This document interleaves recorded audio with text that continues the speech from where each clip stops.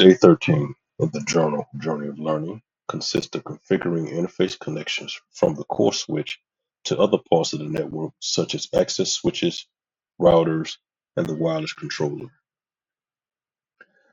We know, as always, planning is the best approach or best practice when configuring your network devices.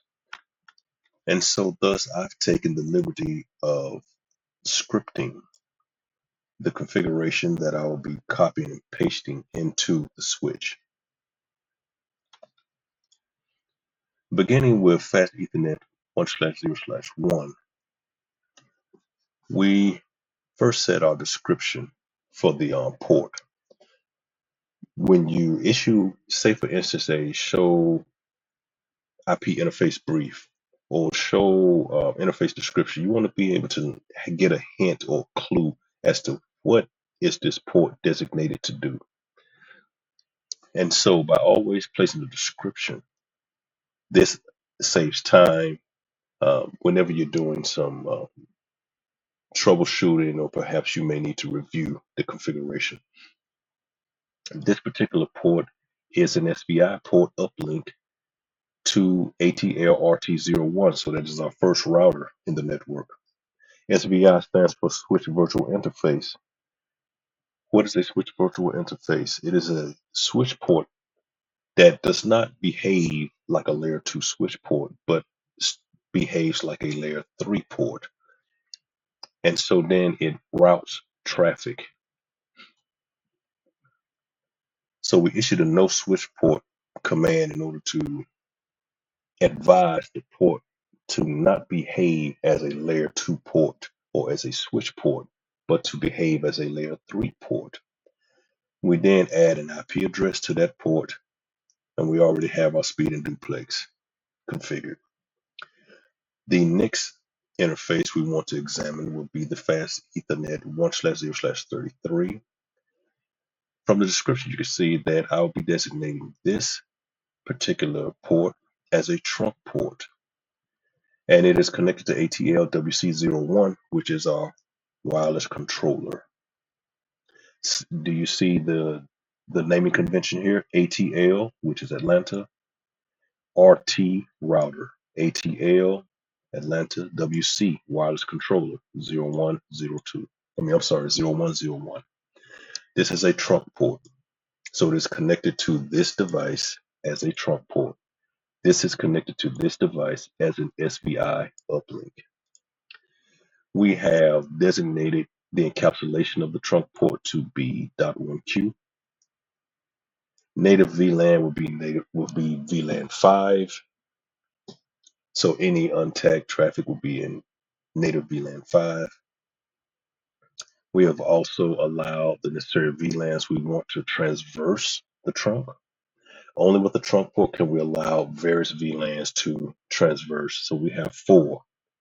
And in order to have all 4 of these VLANs on this trunk, on this particular switch port, we have to designate it as a trunk. So we issue the switch port mode trunk command.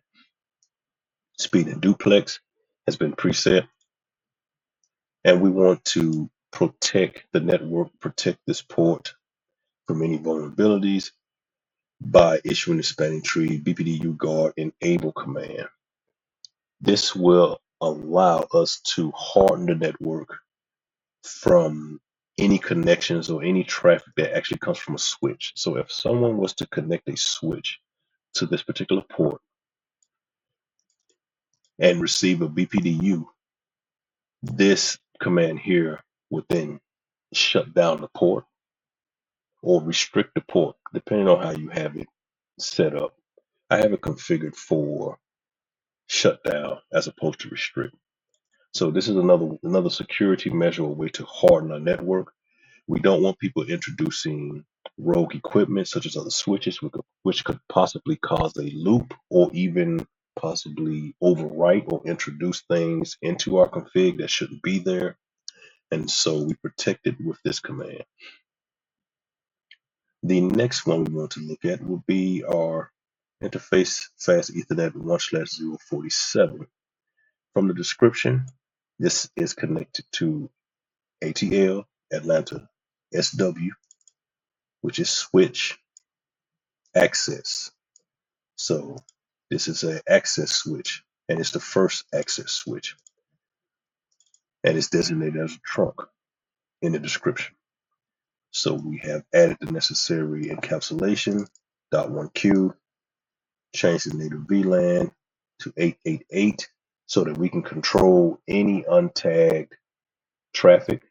Untagged traffic will be restricted or confined or quarantined to this special VLAN that we've designated, VLAN 88. This is another security measure. We have designated the VLANs we want to travel on this trunk port. We've changed the mode of the switch port to trunking mode, speed and duplex. It was configured previously. And we are protecting this particular port with the spanning tree guard root configuration, so that if for some reason this switch port receives a superior BPDU, it will not become a root port. We want this to remain an assigned alternate port, and that will enter a blocking state. So this is another way to protect the network. And last but not least, so on our second access switch, we have a connection from Fast Ethernet 1/0/48. It's connected to Atlanta SW access 02. So there's our second access switch. It will be a trunk port. We have the encapsulation designated with .1Q, native VLAN 88. Once again, that is to capture and confine, quarantine, or restrict untagged traffic to this VLAN so that we can protect our network. We've allowed the necessary VLANs that we want to transverse the switch port or the trunk port. We have designated the trunk to be in trunking mode, speed and duplex. And again here, we're protecting the port or the network. Actually, we're protecting the network from what could possibly happen on this port with the guard root command.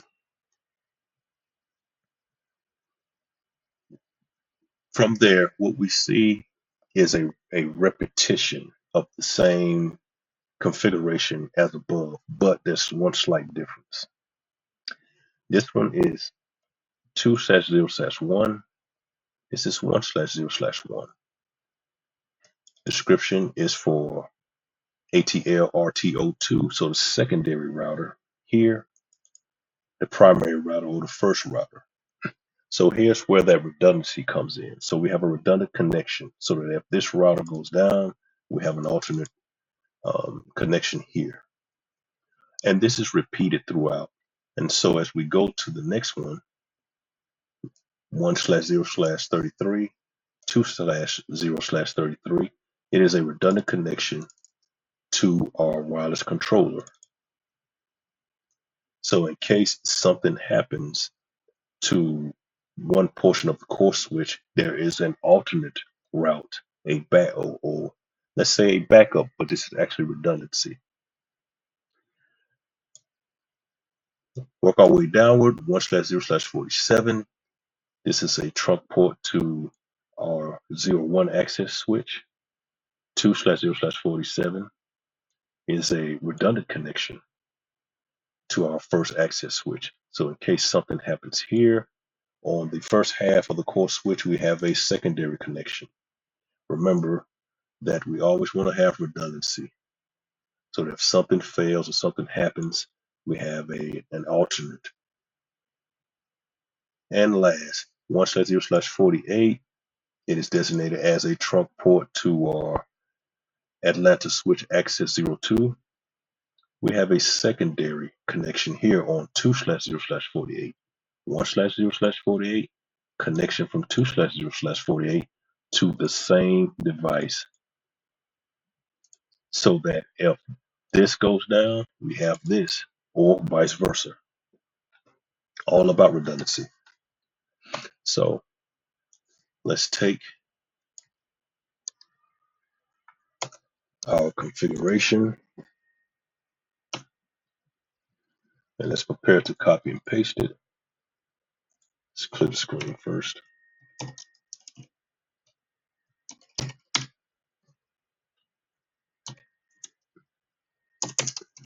Go into configuration mode always.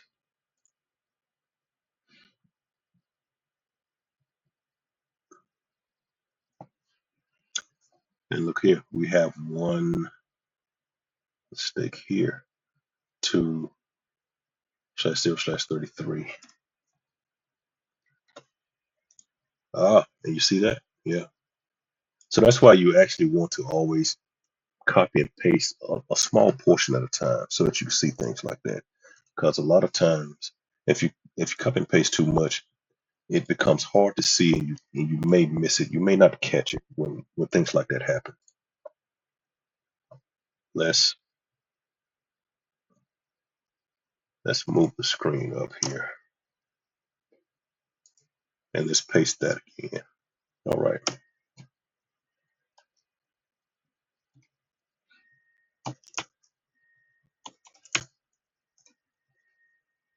Let's do some validation. Show IP interface brief.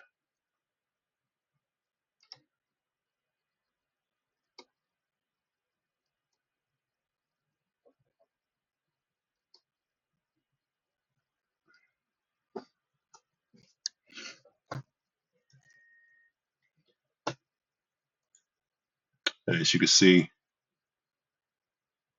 the VLANs are up. Our ports are up. But let's take a look. Are those ports in trunking mode?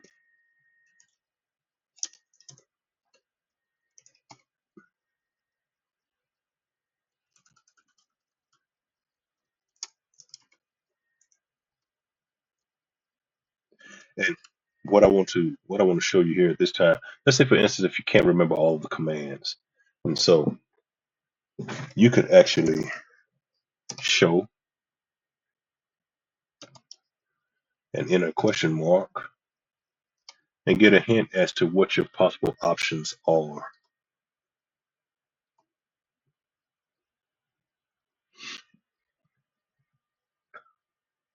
And I hate always having to look downward like that. So show IP.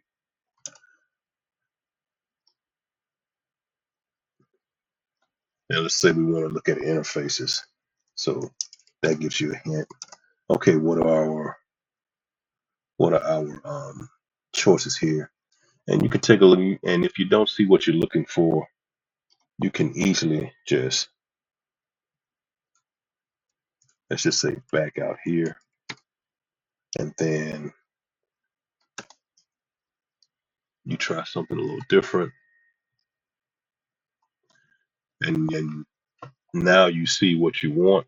Oh, I want trunk. So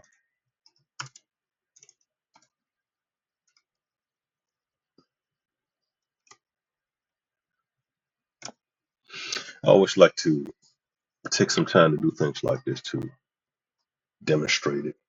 And so we see these are our trunk ports here, and we see what VLANs are allowed. We see which ones are the native VLANs. So you can get a lot of information from this. So you can compare this to what you have here in your script. And you said 133 should be a trunk, and that's that one. Okay, 47, 148, 47, 48, 33, 47, 48. Boom. Great work. As always, I like to clear the screen when it gets a little cluttered like that. And always remember to issue the write memory command. So that's write to memory, or you can just WR mem or copy run start to save your configuration. Because if the power goes off, you've made these changes, you've been working so hard, power goes off, and when it comes back on, you've lost your configuration. So the same thing as when you're using your PCs and they always tell you save often, saved often. Same thing here. Thank you.